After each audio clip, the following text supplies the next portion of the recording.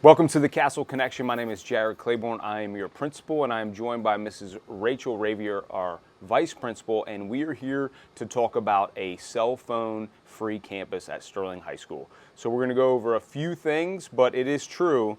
We are going cell phone-free this May. Here is a pouch, and we'll talk more about that in a minute. But we're going to talk about why we're doing this. We're going to talk about how we got here. We're going to give you information on the process and then the discipline related to it. So all of those pieces are going to happen. So Mrs. Ravior, thank you for joining me. I'm happy to be here. I think the biggest thing that we need to talk about is the why. For us, for you and I, like we could have easily just jumped into this and just made the rule at the start of the school year. We saw a lot of schools do that, but we chose a slower approach. And I think our biggest goal was a culture change. We needed people to buy in. Could you tell me anything about who needed to buy in on this process? So I think that it was really important that our teachers, understood that what the purpose of the program was, what we were looking to do exactly. And so it's not just about taking away cell phones, but really, providing an atmosphere for students, for teachers where education is the priority, reducing distractions. So first and foremost, the teachers needed to understand what the goal was.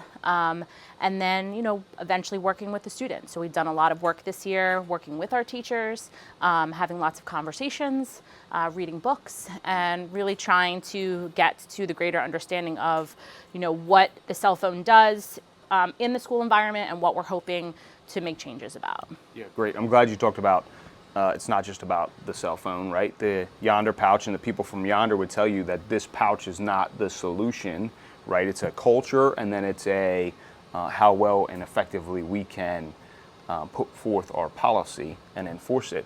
But yeah, so reducing distractions is the larger conversation. We're going to talk about ways as we go into the spring, the summer, and launching the fall on how teachers can better use the student one-to-one devices, reducing the distraction there as well. And then also just more engagement in the lessons, right? Coming post-COVID, there's still lots to be done there. And I'm excited about that. But other reasons of the why, right? So the governor, as you heard from Mr. Sheehan, talked about how the governor made a mandate that we had to come up with a policy now that schools could determine what was best for them, and that's what we did. We created a committee where we had teachers involved in the committee, and we reviewed the data related. Yes, we did read the anxious generation, right? I sent some of that information out. I was posting that out to the teachers. But there's a lot of data on the why this needs to be done. Digital overload for students. We're going to present to the students this week and give them some more reasons on why we're doing it as well. So a big question, we're both parents, right? The biggest question is I need to be able to communicate with my student during the day. I don't like this. How do I get in touch with my student during the day? So there are tons of ways, just like in any other school, that parents are able to communicate with their students, send messages to them. They can certainly contact the main office.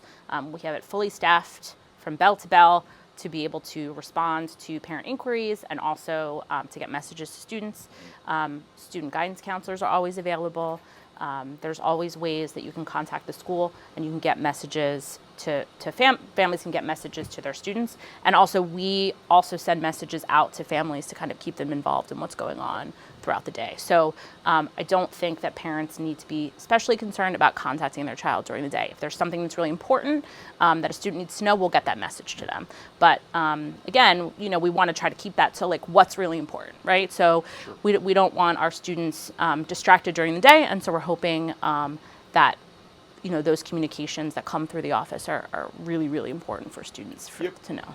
Yep. So my favorite softball player sitting behind the scenes right here forgot her cleats, and she needs to contact home to let somebody bring me my cleats. Come on down to the office, or go to one of the counseling offices. There's plenty of offices. Yep. I think you did a commercial for the students. We did. So there's going to be a separate video that talks about emergency. I try to introduce you to some of the emergency procedures, all of the office staff, the guidance staff. I'm going to link that in the email that I send out with this as well. And then there's just one other important point too, is that emergencies from inside out. So 911, right? So every classroom still has a cell phone, but a phone, yep. Landline phone. So any person can always hit 911 and call out for an emergency. And our students have always reacted so well when we've had little medical issues or whatever is going on. So check that video out too if you haven't, talking about what happens in case of an emergency at Sterling High School. We had a great visit. You and I went down to Woodbury, right? Woodbury launched this. We saw the governor had gone there. What were some of the great things that we saw at Woodbury when we observed their Yondr Pouch cell phone free school? I just think the conversation that we had with students was really eye-opening. We had the opportunity to sit down and talk to some of the upperclassmen students about the changes that they've experienced being in school since they've implemented a cell phone-free school using the Yondr Pouch, but I think just in general having that distraction-free environment. The students talked about increasing their grades. They're more focused in class. They talked about less anxiety during the school day. Students are more interactive with each other.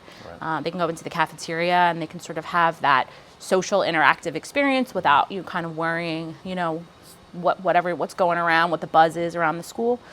So it was just a really positive social, emotional, as well as academic experience for students. We were actually, I think, taken aback a little bit about like how overwhelmingly positive the students were. They definitely noted the transition, so that there would be that transition period for students, but they were really excited. And I think that our students that were there were really excited about the feedback that we got from them as well. Yeah, it was great to hear the Woodbury student. The one young man was like, I got all A's for like the first time in high school. Yep. It was fantastic. Yep. And he attributed it to how the campus culture changed due to this. Yep. That was great. Okay, so what does it look like at Sterling High School? So again, here is the pouch, and what we're going to ask students to do is everybody's going to be distributed a pouch. The pouch will be assigned to them just like the computer and the tablet bag will. So as a new freshman, you would get a tablet bag, a computer, and a Yondr Pouch for your entire 4 years. And you take it home with you. It doesn't leave your person. You get to keep this. We don't collect this from you each school day. So at the door, you're going to come in the door, and just like we've always done, you have an ID. We're going to ask students to show ID.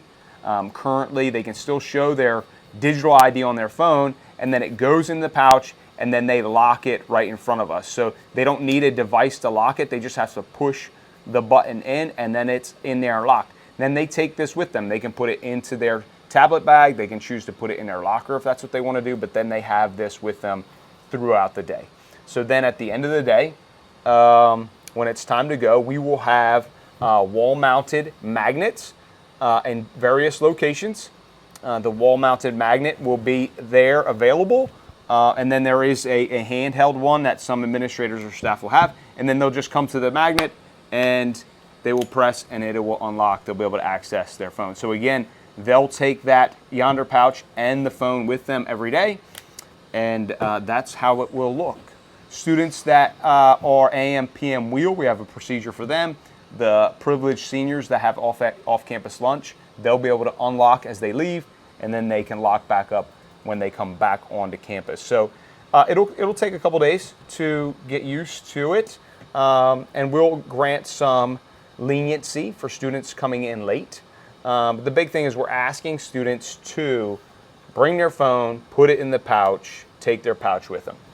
If they forget their pouch, then we're going to ask them to turn their phone in, and then we'll put them in a safe envelope. We'll write their name on it. They can pick it up at the end of the school day. So again, that procedure should be pretty easy to follow, and it's only just like one other step because we are already checking students at the door for their IDs. So, timelines. We're going to have a student meeting on this Wednesday, which is the 7th. We're going to meet grade levels, and we're going to kind of explain the why. That's the big thing, culture change, why, and then the procedures. And then we are going to distribute them. Every student will get their pouch on the 12th, and then on the 13th, Tuesday the 13th, will be our launch date. So big questions are discipline, right? And what is it? So if we're handing you something, this is school-owned, it has a value. So we're putting a value at $30 on this that was recommended by Yondr. So $30 on the pouch in case that is damaged, or lost, or stolen. That'll be the responsibility of the student. And then, so the discipline guide, I'm going to attach a document to the email that I send to you. And what a big word that Mr. DeRico likes to use and the administration is a partnership. So we're looking for a partnership from parents with this process. So your first offense, there's going to be discipline, but the student's going to be able to pick up their phone at the end of the day.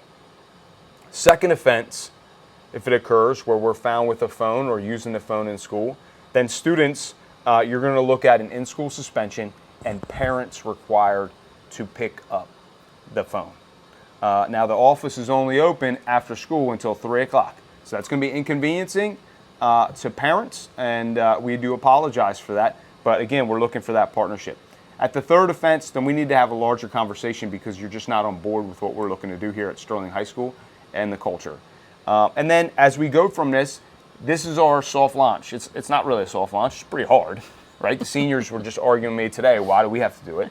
It takes a whole school. It's just not right if everybody isn't able to do it. And so everybody's going to do it this year, but it gives us the opportunity to tweak and make adjustments as we go through the summer and prepare for the fall. Last question, and I've heard this question right away from multiple parents is, well, what about the staff? So the committee, as we work together with the administration, staff are adults, they're professionals. And as professionals are entrusted in acting in a professional capacity. So they should not be on their phone during instruction. But we are not asking them to put their phones in a pouch.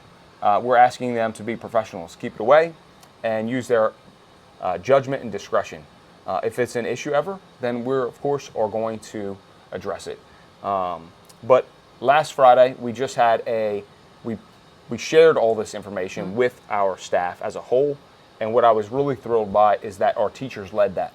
So the teacher committee presented to their peers, and that's one of the things that they said to them, is that we need to set an example with professional behavior, especially during instruction. So that's what you can expect for the staff. All right, Mr. Ravior, what did I forget? So I think when we talk about the distraction-free, we talk about cell phones, but we do talk about all of our mobile electronic devices. Good. And so Good. We are going to be asking students to turn in their earbuds, Yep. as well as their watches or Yep. anything Yep. that could be a distraction to them. So Correct. if students do have those and bring them to school, we're going to be looking to add those to the pouch Yep. as well. They could go in the pouch. If you're accustomed to the big headphones, then you need to put them away. They should never be out. The bottom line is if it's believed that you are connecting to your phone through some other device, then, or if you have a watch that has direct cellular and you're utilizing it, then you're going to be disciplined under the policy as if you had your phone out. It's a simple process for teachers. That was a win for our teachers, and we wanted to provide is that if they see a phone, boom, just ask the student to go to the vice principal's office. The vice principal's office will handle it from there. So it's an easy process for them. If you have questions, we're not afraid of what the questions are. We're happy to help with any of those things, but this is something that we're doing together as a school community. And so we do hope that you will have a level of partnership with us. Like I said, we're going to present to the students. I'm going to send out more information to you at home via email when this is ready. And again, that secondary video on the emergency processes here at Sterling High School. I do want to thank our staff for their partnership in developing the plan of what's best at Sterling High School. I want to thank the Board of Education, Mr. Sheehan, for his oversight in helping us go through this process, take a slow approach.